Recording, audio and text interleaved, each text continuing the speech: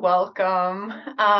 We're going to give a couple of minutes for other people to join. There are still a couple of people in the waiting room, but welcome. My name is Sole Kirko. I'm one of the tutors at the School of Intuition and Healing.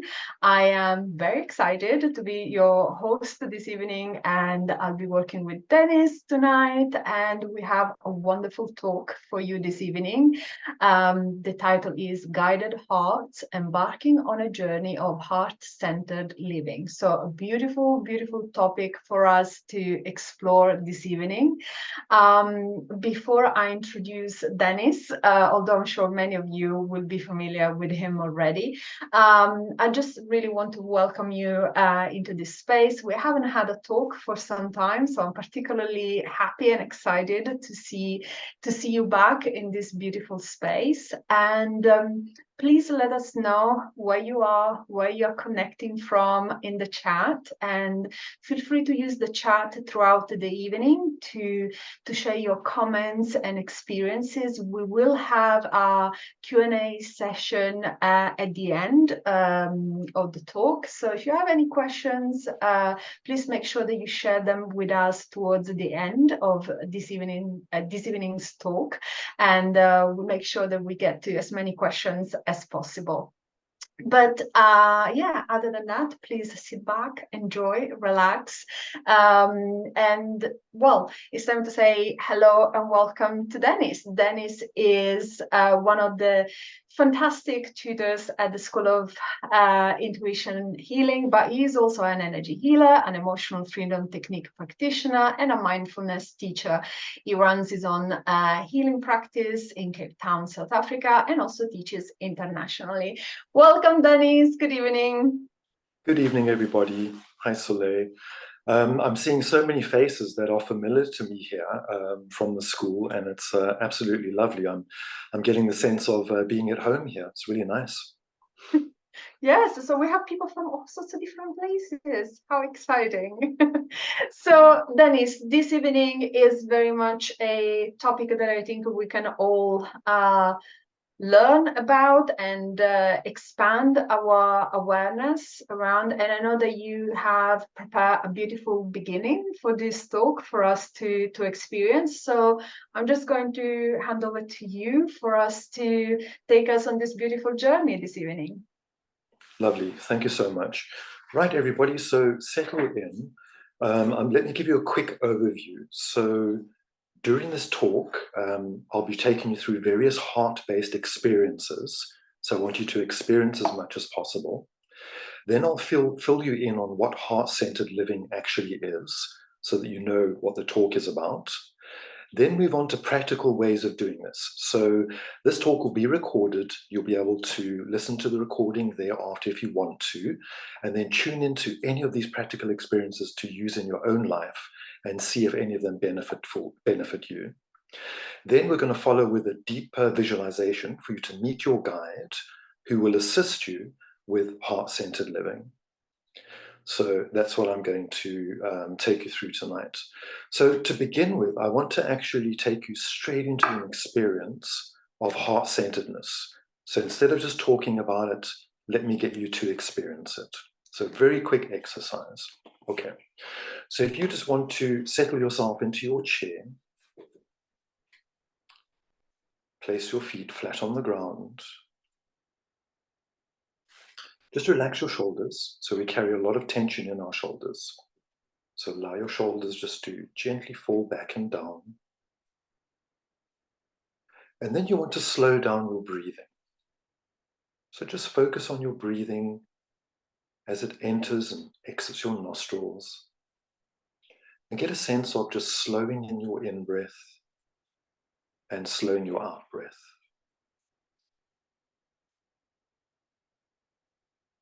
As you slow down your breath, take your attention to your heart center, situated in the center of your chest. So this is your energetic heart center, where we place the heart chakra. And as you slow breathe, start breathing through this heart center. So slow breath in, slow breath out. breathing through your heart center. As you breathe through your heart center, you'll find that your body is settling down, your mind is stilling. And then I'd like you to bring to mind something that makes you feel really wonderful. It could be a sibling, it could be a parent, a partner, a pet that you love, or even an event, somewhere where you went to that was truly amazing. And as you slowly breathe through your heart center, bring into your imagination that one thing that makes you feel truly amazing. And you'll notice as you focus on this wonderful event or person or animal, that the energy within your heart actually expands. So focus on this expansion. Breathe through your heart. And think about that wonderful person, pet, or event.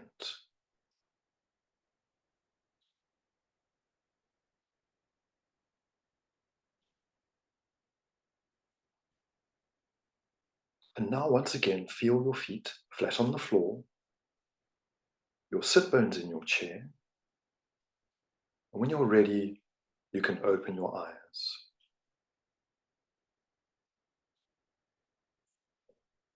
So that little exercise probably took about 4 minutes altogether. But for those 4 minutes, all your worries, all your cares, and all your problems were put aside. So it's a lovely little exercise that you can use at any time. So I want to tell you a quick story. So on the weekend, I was busy doing painting renovations with my wife. So we were painting the lounge, and she put on some rock music to get us into the mood. So we were listening to the vibes, and I started thinking about this talk and everyone that was going to join me in this space.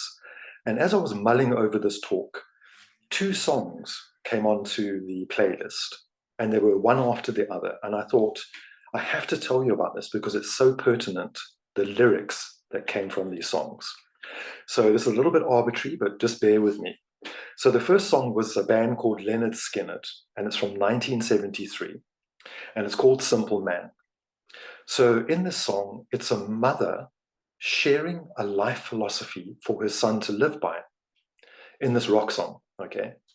Who would have thought? So the lyrics go like this. Don't you worry, you'll find yourself. Follow your heart and nothing else. Forget your lust for the rich man's gold. All that you need is in your soul. And that's exactly what we're going to be talking about tonight. But then there was a second song straight after, so I have to share this too. So this is a more contemporary song by Shinedown, and it's a song called How Did You Love? Lyrics go like this. No one gets out alive. Every day it's do or die. One thing you leave behind is, how did you love? How did you love? So think about that. Very important thought to have when you are sort of passing on from this world to the next. Right, so I'm going to go on to embarking on a journey of heart-centered living. And Soleil was going to ask me, what does this mean? But I'm going to preempt her, and I'm just going to launch straight into it. So thank you, Soleil. I know you were waiting for this point, but here I go. So I'm going to give you an idea, a multitude of ways of what heart-centered living is, and there's a myriad of ways. So I'm just going to talk you through about 5 different ways that you can put yourself onto this heart-centered living path. And I'm sure a lot of you are already on this path or living aspects of this. And then once I've done that, I'm going to go into the how-tos. Then I'm going to get practical. So to begin with, you can tap into the wisdom that resides in your heart. Okay, so there's an institute called the Heart Math Institute, and you can find those online. You can find the Heart Math Institute online, and they have a guidebook called The Science of the Heart. So they literally go into a whole lot of science on the deep wisdom that lies within your heart. So your heart wisdom is actually far more wise than your head wisdom. Okay. So I'm going to talk more about that in the how-to section, because that's an important point of how to tap into the wisdom of your heart. Okay. So we'll come back to that. Then one thing that's really nice to know is that your heart is the seat of your soul. Okay. So energetically, your personality or ego self, so that's one and the same thing that we talk about, resides in your solar plexus. So when we talk about chakra energy systems, your solar plexus is at the base of your sternum within your etheric body. So your personality self resides in your solar plexus, and we say that your heart is the seat of your soul or your higher self. Okay, so that's why it's really good to tap into your heart, because then you can meet your own soul self within that space. And I'm going to unpack that as we go along. So Gary Zukov, he was an author who wrote a book called The Seat of the Soul, quite some time ago, I think in the 1980s. But he documents, he juxtaposes 5-sensory living, which is living from your personality self, which most people do, with multisensory living. And multisensory living includes this living from your heart or from the seat of your soul. So as you go along this journey of living from your heart, eventually your soul infuses your personality with light, and then you start living from a higher vibration. Okay, so this takes time, and it takes effort, and it takes work, but it's a lovely journey to embark on. And as you raise your vibration more away from your personality towards your soul self, you get more stability in your life, more equanimity, and more peace. So the very reason that your personality is here is to serve as a vehicle for your soul to express itself. Neil Donald Walsh teaches in a very beautiful way that your soul's agenda is synergy, harmony, glorious expression, and expansion. So that's what you can look forward to when you tap into the energy of your heart. Okay, so in other words, your personality makes for a very poor master when it runs your life. Okay, but if you bring your ego personality under the control of your soul or your higher self, then your personality becomes a beautiful servant or a support system for you. And you do this by learning to live more from your heart wisdom and less from your intellect. Okay, so that's quite a lot to take in, and I hope that everyone is still with me. So another author, Sonia Cachette, so she's another one of my sort of favorite authors. She wrote many books on psychic development and spirituality, and they're very accessible. So her teachings are very accessible. So she wrote a book with an amazing title called The Answer is Simple: Love Yourself and Live Your Spirit. Okay, so going back to those song lyrics that were so pertinent in this one statement, if you can love yourself and live your spirit, your life will work so much better. And I know this from personal experience and from experience of students and friends and family around me. So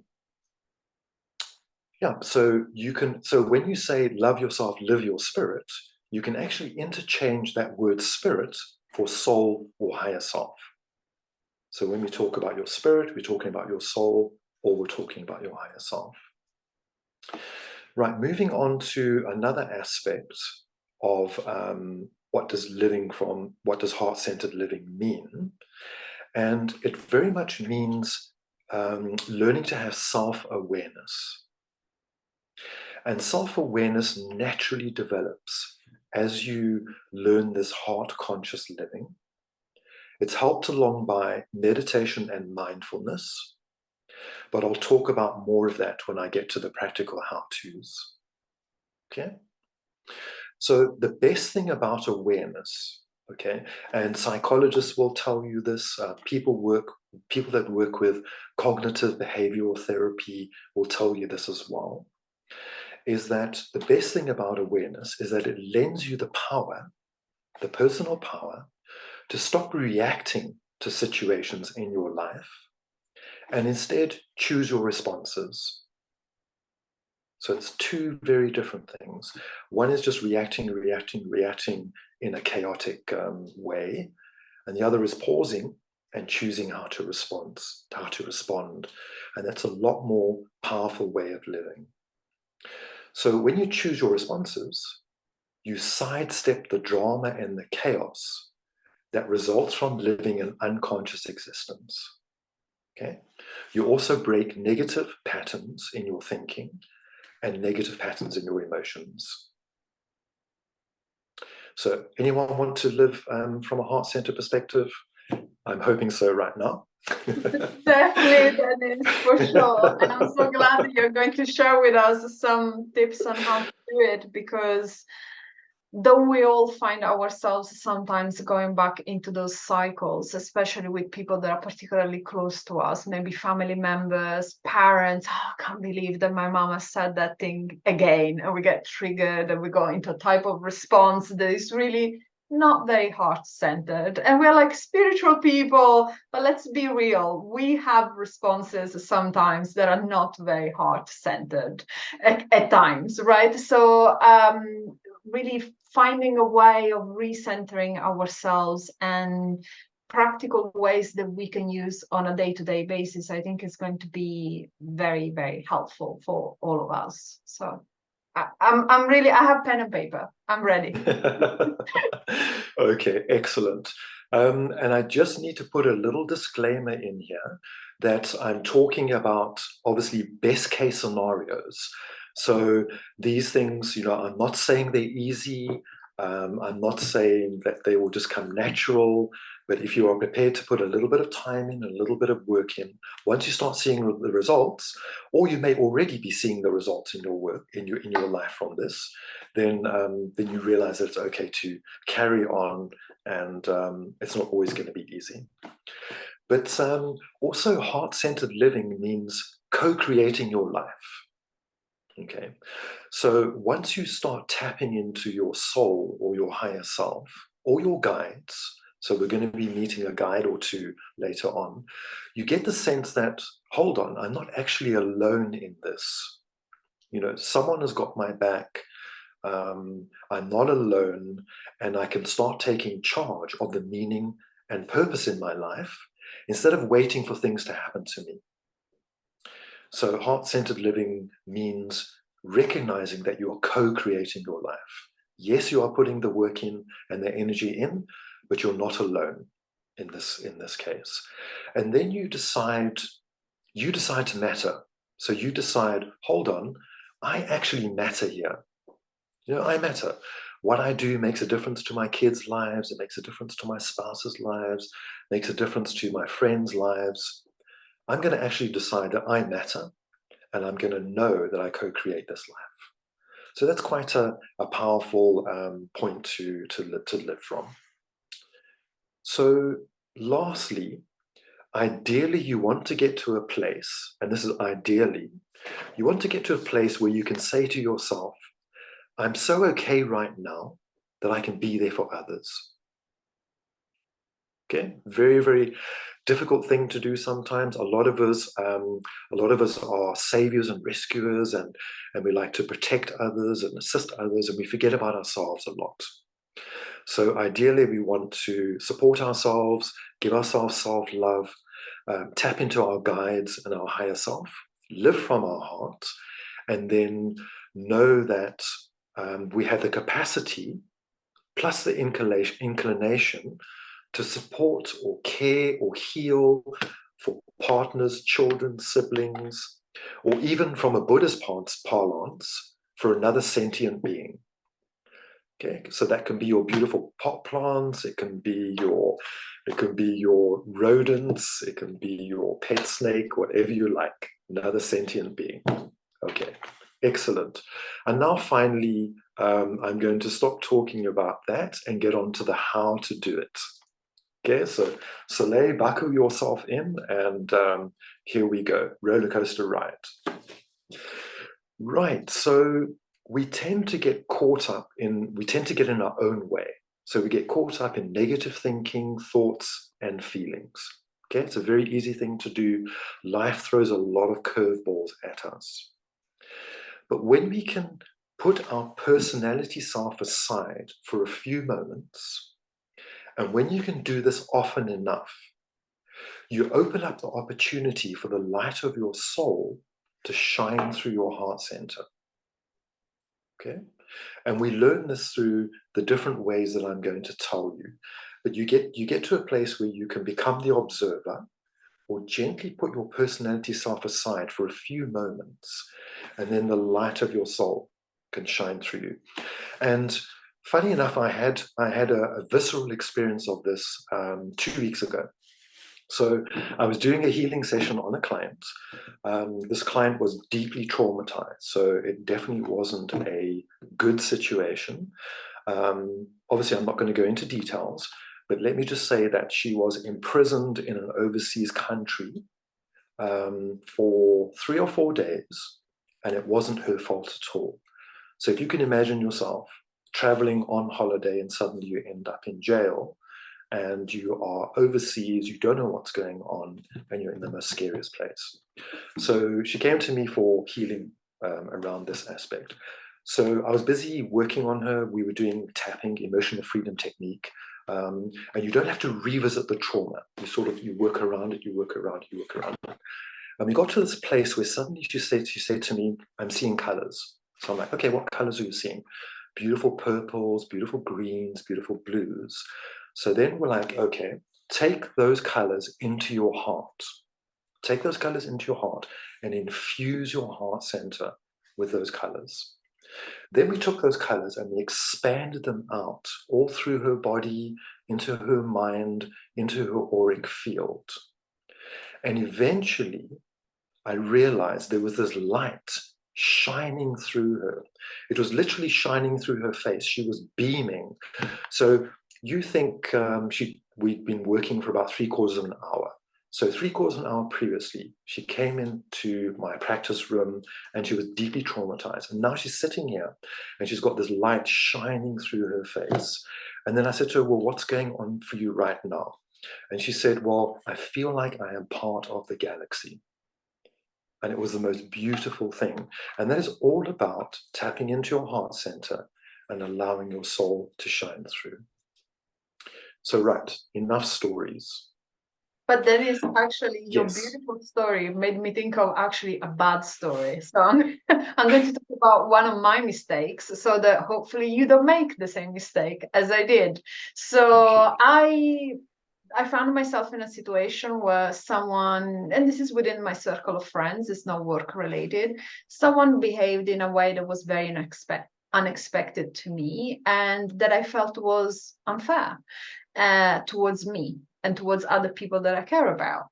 And I just dropped into that personality immediately and waving the flag of this is unjust and this is unfair. I just really dropped entirely in that solar plexus. And I was like, this is not right. I'm going to set the record straight.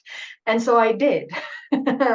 And I didn't feel really accomplished after doing that. I didn't really feel that I managed to solve anything.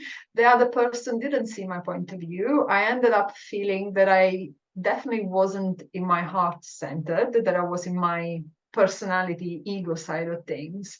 So the reason why I'm sharing this is because when we think about ego, solar plexus, personality, we think, oh, it has like a nasty way of expressing itself, where like we get big-headed and so on. But sometimes we get very self-righteous. We feel like, oh, this is the right thing to do. This is justice. This is balance. But even when we feel that something has been done to us that is not fair, I think even then we need to strive to be in a heart-centered place. So you were talking about injustice in a different way as experienced by your client. Obviously very different for me in this case, but I really fell into it like head first, like all my meditations, all my training, all my heart-centered. It just triggered something in me. I was like, no, I'm going to set the record straight. So this is why I think it's important to always remind ourselves of these little techniques that we can use. I say little, not because they're insignificant, but because they're things that can be slotted into our life at times where, we have these challenges day to day. And sometimes our personality can feel like the right thing to do. Like, I'm going to protect others. I'm going to do the right thing. I'm going to embody justice, where actually what you're doing is just dropping in that personality and solar plexus. It's not very heart-centered at all. So that I very recently made this mistake 2 or 3 weeks ago. So it's still all work in progress. So yeah, not very proud of that, but there you go. We we progress. We improve. We fine tune. Well, that's a lovely story, because I can actually springboard off of that and then go on to my next point. So thank you for that, Soleil. So if we think about how you felt afterwards, okay, so let's say you felt really bad about yourself. Okay, I'm just guessing here. Maybe you didn't, but let's say you were beating yourself up because you made this mistake. Okay, Yeah. so let's just call that negative energy. All right. So when you're working from a heart space, there's two things that you can do with that negative energy. So both of them by taking it into your heart. But let's say, so you're going to be connecting with a personal guide or your higher self or your soul self soon. So what you would do is you would sit down, take that negative energy, maybe see it as like a dark cloud or, as a negative feeling, and you draw that energy into your heart. Okay, so you literally draw it into your heart and you allow your heart to absorb that energy. And then you can do two things. One, you can ask your guide to transmute it and to dissolve it for you, to take it away, or to give you some wisdom on how to solve that situation or how to clear yourself of that situation. So that's very powerful. That's one way you can do it. Or the second way, which is a little bit simpler, you take that energy into your heart center and you just sit with it. So you just allow that energy to sit in your heart. You don't try to change it. You don't try to do anything with it. You just sit with it and you just observe it, just watch it. And the energy within your heart will work out all those knots and all those tangles and those bad feelings. So it sounds very simple, but it's very powerful.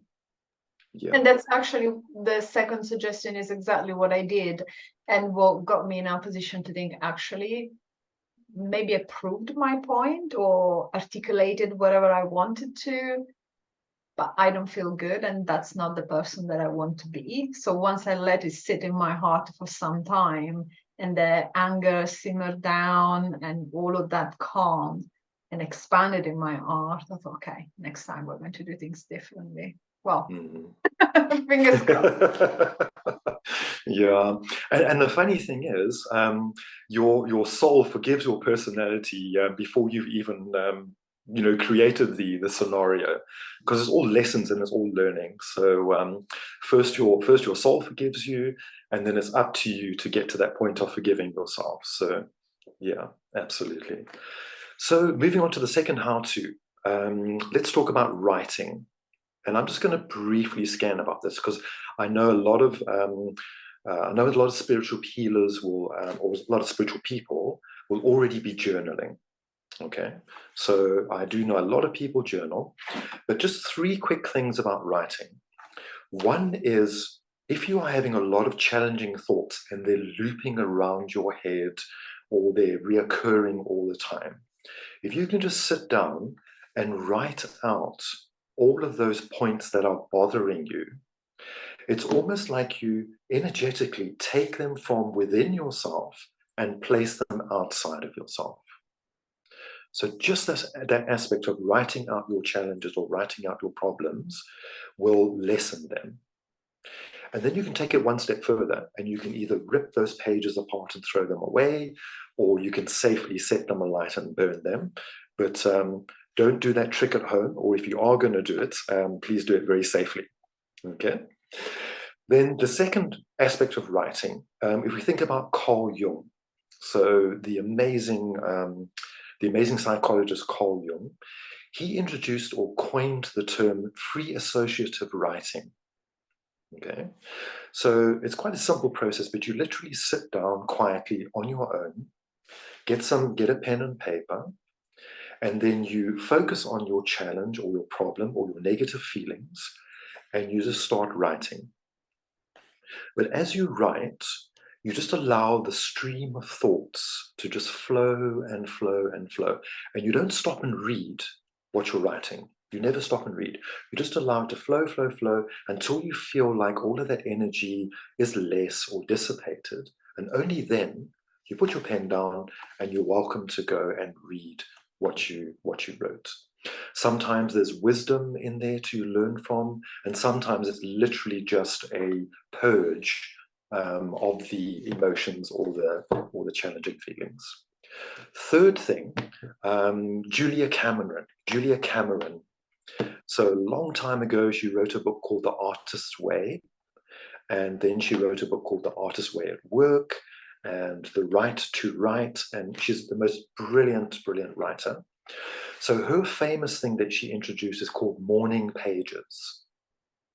And the thing with morning pages is you get up in the morning before your kids wake up, before your husband or your wife wakes up, so you can have a little bit of quiet time, and you write in your journal. But it's also, you can write about anything, your feelings, your emotions, your good times, your bad times, your dreams, whatever you like, but you just document them on these morning pages.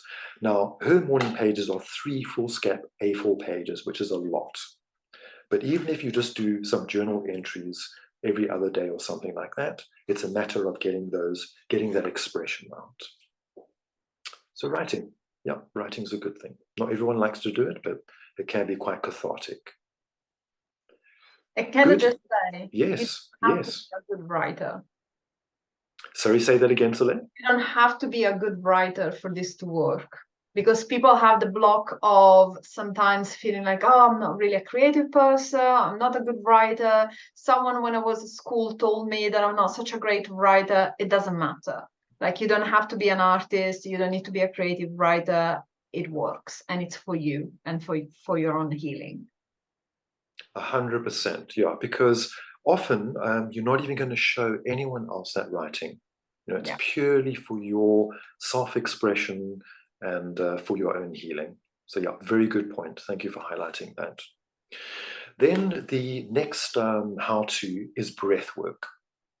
So breath work is super powerful. And the reasons why it's so powerful is it gets you into your body. So it's very somatic. A lot of our problems are obviously not physical aches and pains, but a lot of our problems are in our head. They're in our emotional body, they're in our mental body. And if you can get back to your physical body, then it's very healing. Okay. So I'm going to talk about breath work. I'm not actually going to take you through the process because that'll take a bit of time. But I'll talk you through this process, and it'll be in the notes so that you can actually try it in your own time. So there's lots of different types of breath work. If you do, I know quite a few will do yoga. So Kundalini yoga uses breath work, a lot of other modalities. But this particular aspect of breath work, it was introduced by Dr. Andrew Weil, and he wrote books called Spontaneous Happiness, Spontaneous Healing, Integrative Medicine. So this particular breathwork exercise comes from spontaneous happiness. So what you do is you begin by placing the tip of your tongue against the top of your teeth at the back. So it's just your tongue at the back of your teeth, and it stays there throughout the exercise.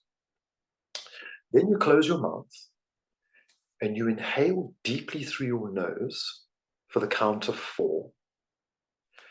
As you inhale through your nose, you expand your belly like a balloon. So imagine that your belly is a balloon.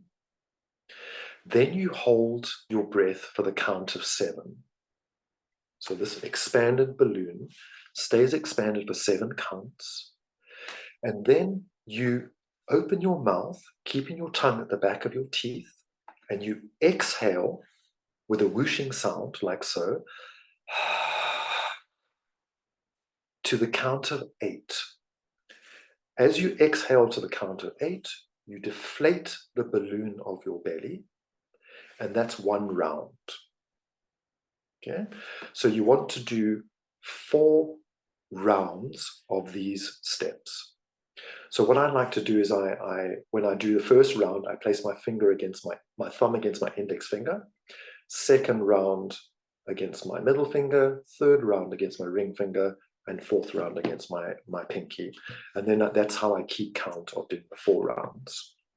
And what this does is it brings you into the present moment. So for that time while you're doing the breath, your body's relaxing, you're starting to feel safe, all your challenging emotions are put on hold. You can't think and do this.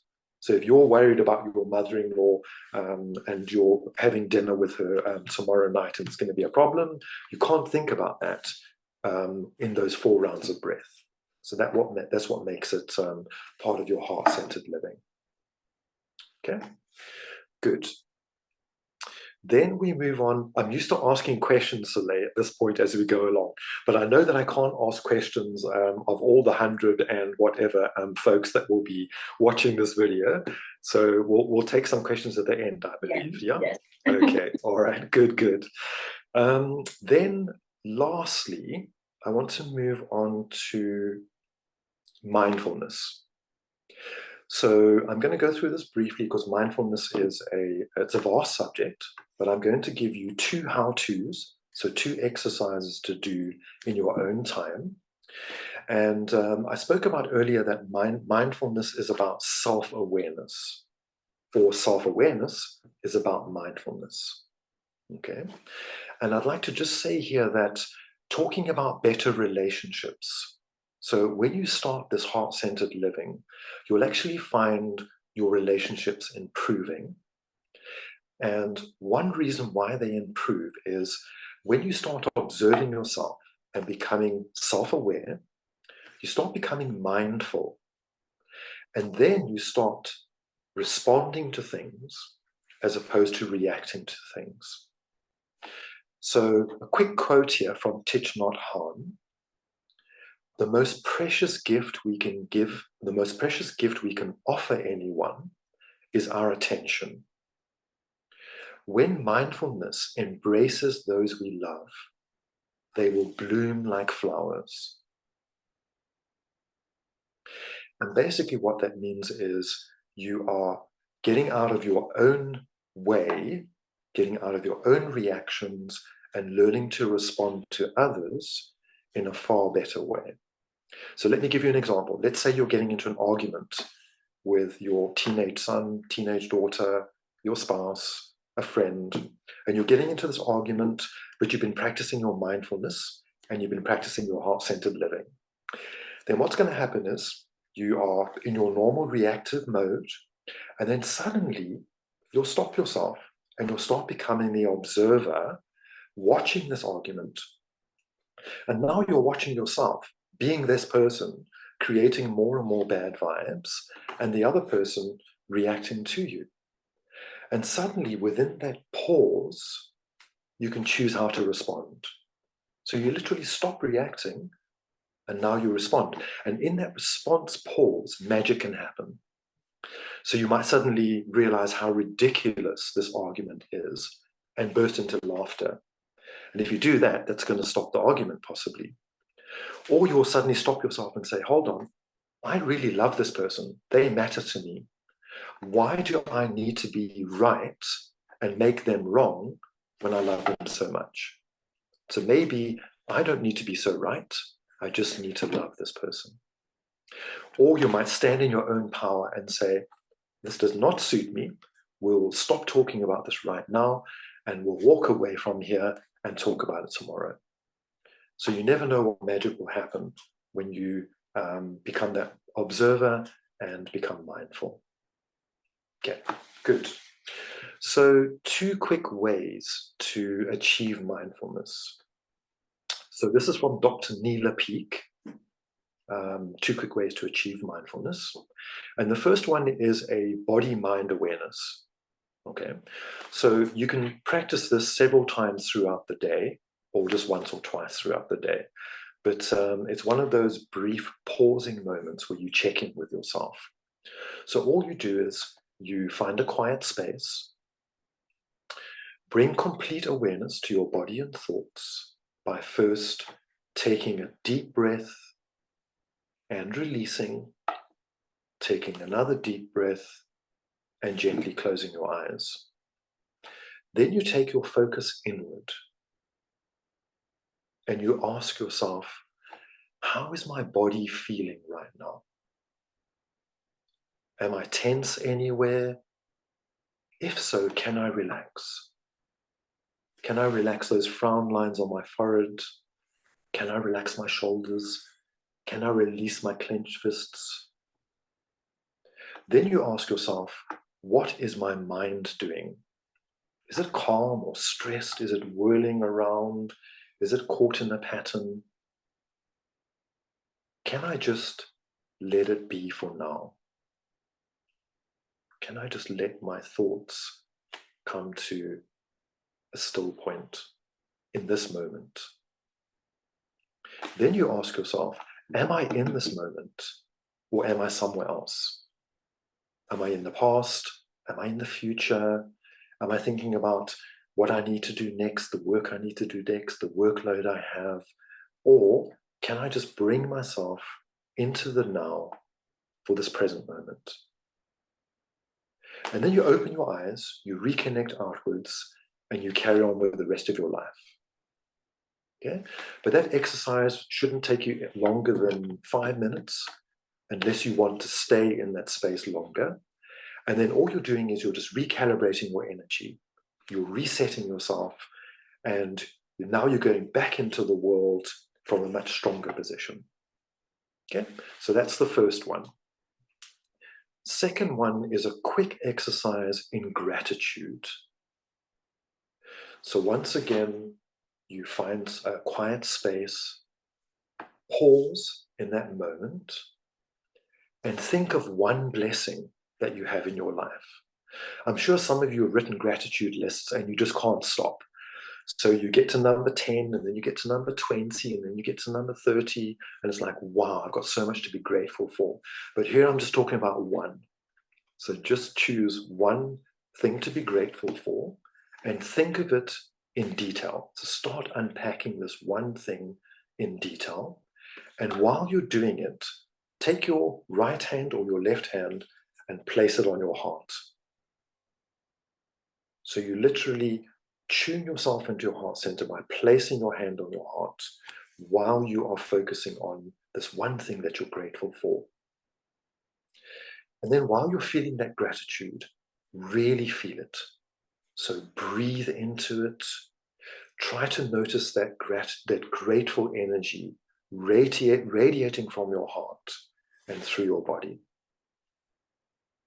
Okay? And you just hold that sense of gratitude with your hand on your heart, feeling the energy for a moment or 2 or 3, and then you release and you carry on with your day.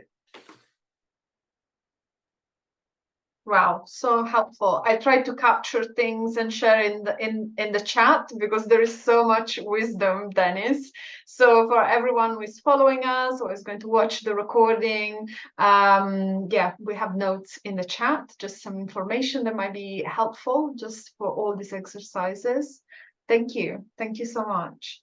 We Okay. have still one big thing that we haven't talked about, which is guides. We do? Are you sure? Yeah, Oh, right. That's what I was getting to. one little thing.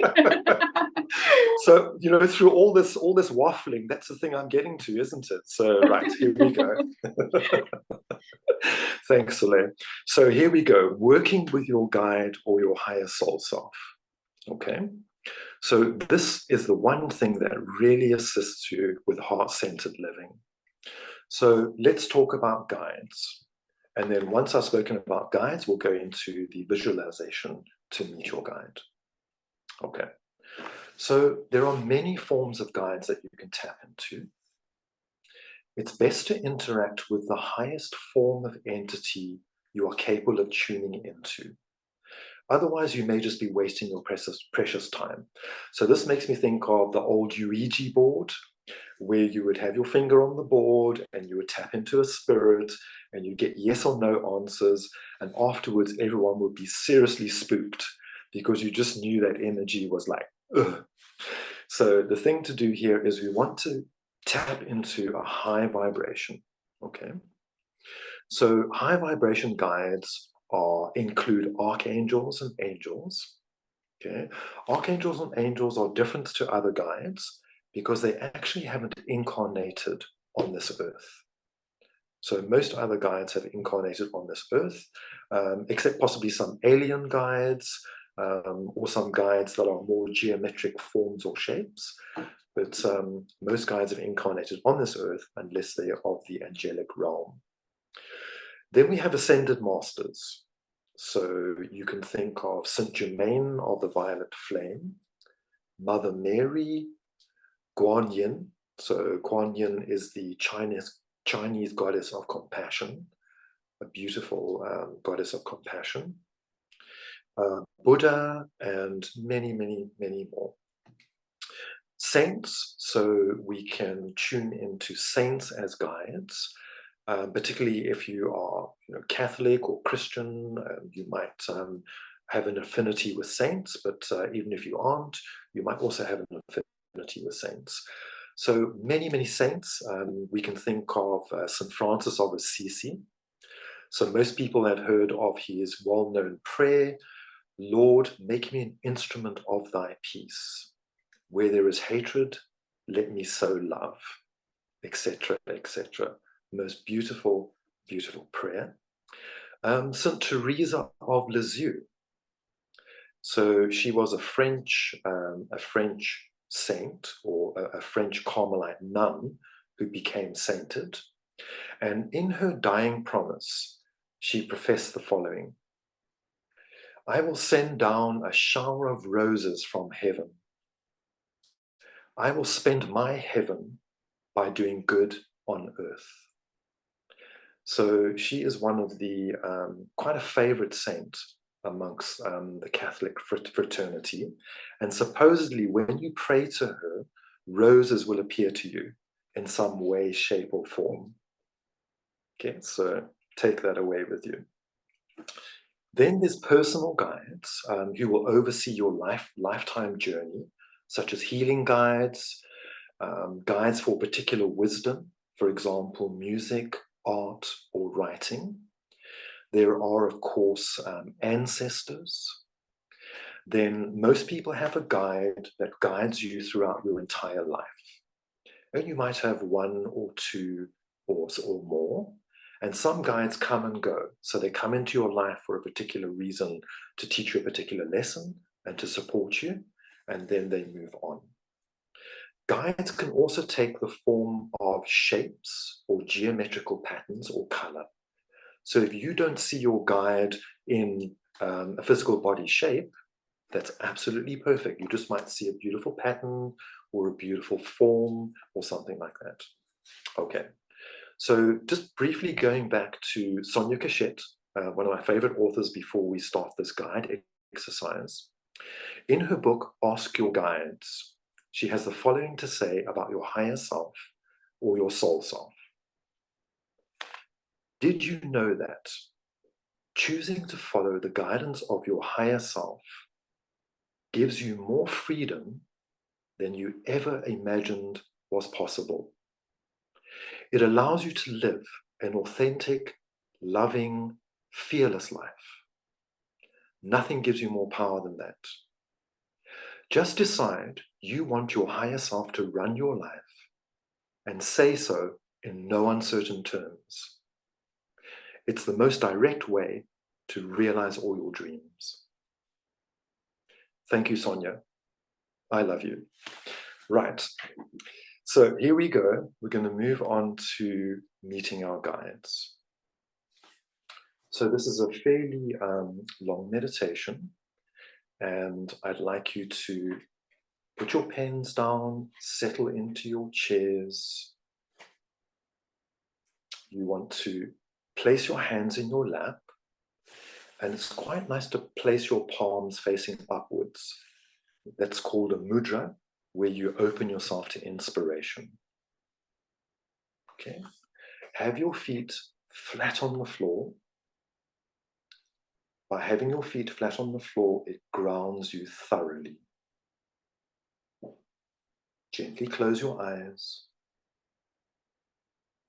and take your attention to your breath, where it enters and exits your nostrils. Just tune into that flow of breath in and breath out. You might feel a tingling sensation, or a warm or a cool feeling as your breath naturally moves in and moves out. Relax your body and feel your mind settling down. Take your attention to your heart center in the middle of your chest and sense or see a divine spark glowing brightly within this space. Observe this point of light within you as it shimmers gently like a star within the night sky.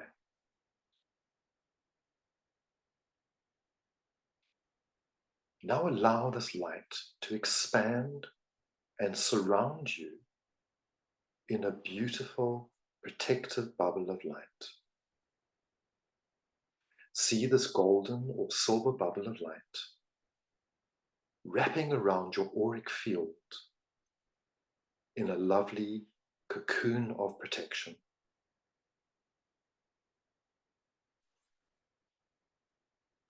Now that you are protected and deeply grounded, in your mind's eye, see a doorway in front of you. This doorway leads onto a set of 10 steps going downwards. Feeling safe and secure, you step through the doorway and onto the top or 10th step. Making your way slowly downwards, you step onto the 9th step, going down, down, deeper down. Move on to the 8th step, deeper, deeper down, down. You're feeling wonderfully curious. You step onto the 7th step, going down, down, down. Onto the 6th step, going deeper down, and onto the 5th and the 4th, feeling comfortable and positive. Move down to the 3rd step, down to the 2nd, and as you arrive on the 1st step, you walk through an archway and onto a bridge. You see a river flowing under the bridge, and you hear the rippling water. Sunlight warms your face, and you can hear birdsong close by. You begin walking over the bridge and stop at the halfway point. as you gaze out at the river, you now have an opportunity to take any cares or worries and drop them down into the water below to be carried away by the current. You take a moment to do so now.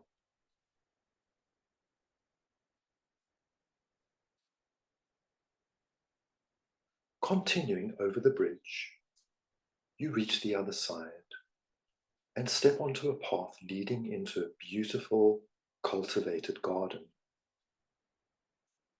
Walking the path, you are surrounded by beautiful foliage and flowers and trees. The path meanders through the garden, and you arrive at a pretty wooden bench at the edge of a pond. Sitting down on the bench, you notice the exquisite water lilies floating on the surface, surrounded by green lily pads. A movement catches the corner of your eye, and you notice a shimmering figure or shape or light form moving towards you. This figure may seem familiar or not, no matter. You feel a sense of reassuring warmth and love as your guide arrives next to you. Welcome your guide and get a sense of who or what they are. What does your guide look like?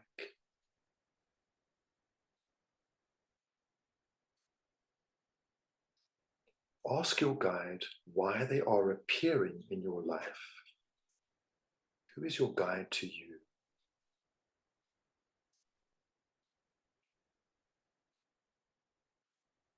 What is the role of your guide?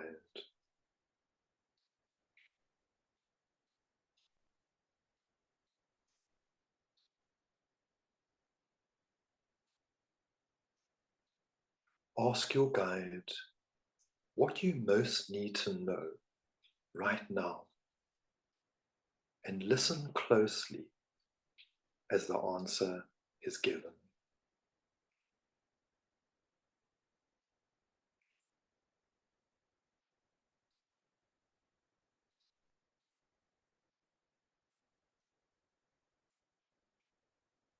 If you don't receive our answer, no matter. It will appear to you in a dream, in a conversation, in a music lyric, or in something that you read in the days to come. Your guide wishes to give you a gift. Receive this gift from your guide with gratitude.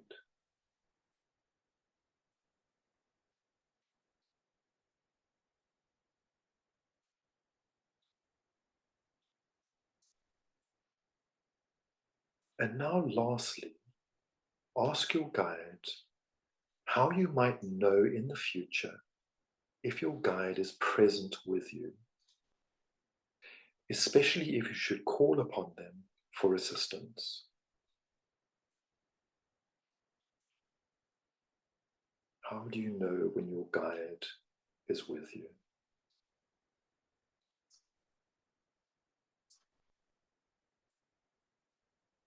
And now give thanks to your guide. You rise up off the bench and begin returning down the path back the way you came. Walking through the garden, you arrive back at the bridge and stroll over to the other side. Here you arrive at the archway and the foot of the steps. You place a foot on the first step, beginning your ascent up to the original doorway.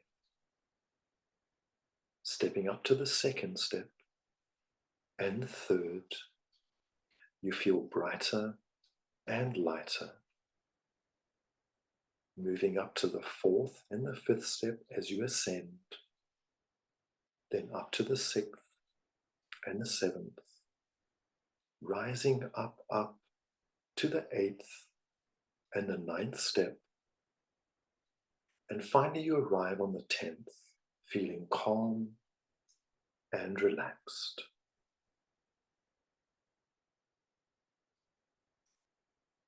And now, as you slowly return to waking consciousness, feel your physical feet flat on the floor.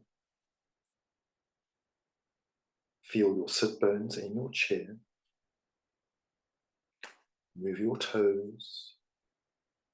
Move your fingers. And when you're ready, you can open your eyes.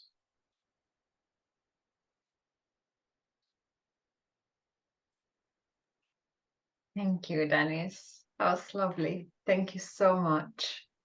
And I just want to remind everyone that thankfully this talk is recorded, so we can go back and meet our guide over and over and over again and experience this beautiful visualization again. Thank you so much, Denis. That was lovely. So I'm sure there will be questions that we are happy to take in a second. Time is never enough for these things. It's never enough. There is always so much to cover. So before we go into questions, Denis, I wanted to ask you if there was anything that you want to share to kind of wrap up the talk.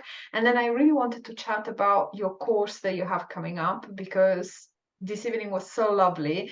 It's just the only negative side, there isn't enough time to cover everything. But I know that you have a course coming up soon that we're going to chat about in a second.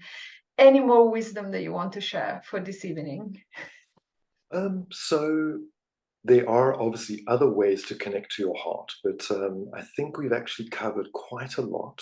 But if I just mention that, of course, your yoga practice is heart-centered, your meditation practice is your chakra work, if you work with chakras, music, sound, chanting, being in nature, all assist you to open up your heart.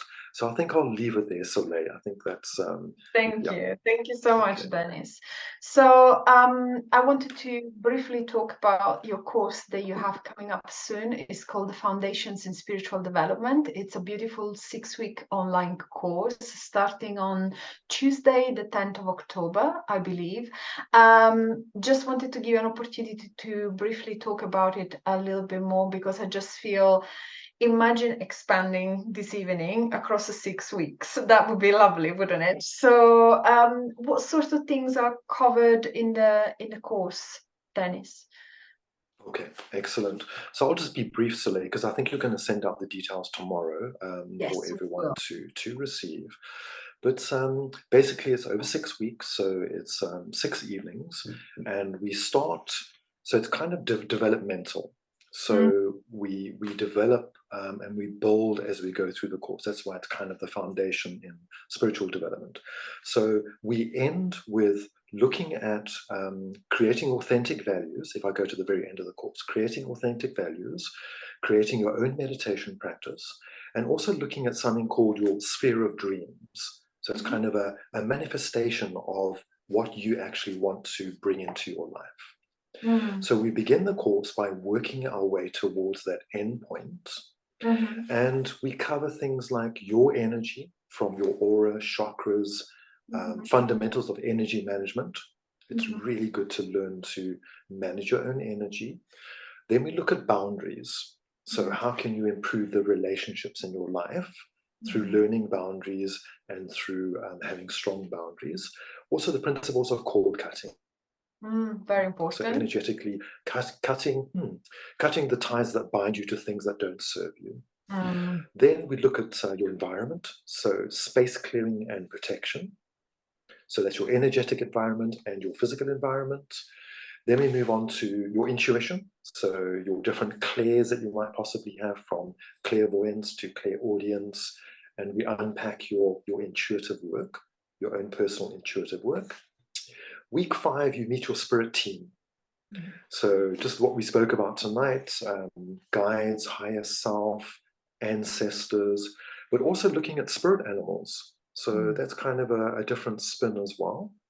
And then finally, we wrap it up in week 6 with your toolkit, which are the takeaways to go and practice and how to incorporate it into your life. And it's So, a lovely course for absolute beginners, but I think it is also like a lovely course for anyone who wants to give themselves the gift of focusing on their own healing for 6 weeks and just going through these practices and healings every week and experiencing different things. So thank you, Dennis, for this evening. And I'm going to share information about your upcoming course as well again in the chat. And we'll share it again tomorrow via email with the recording. Are there any questions, or are you all blissfully in your heart center and happy to just absorb the energy? If there are any questions, I'm sure Dennis would be happy to answer a couple. If there are anyone, please put them in the chat. Some lovely comments from people saying that it was a beautiful meditation, that they really enjoyed it.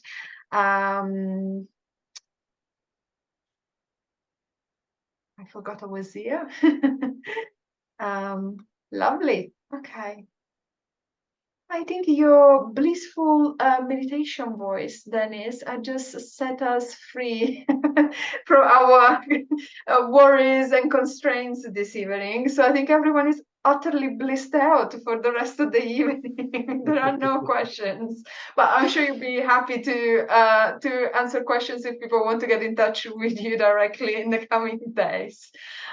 So thanks so much again, Dennis, and thank you everyone who joined us this evening. It was so lovely to see new and old faces and known faces again. So thank you so much. Laura says, oh, I got the wrong time. Yes, there is a recording. So if you got the wrong time, there's no problem. You're going to be able to catch up tomorrow or whenever it's going to be available. So thanks so much, everyone. And we look forward to seeing you again very soon, either online or in person. Thanks, Dennis. thanks, Soleil. Thanks, everybody. Thanks, Take everyone. care. Bye-bye. Take care. Bye. Bye now. Bye.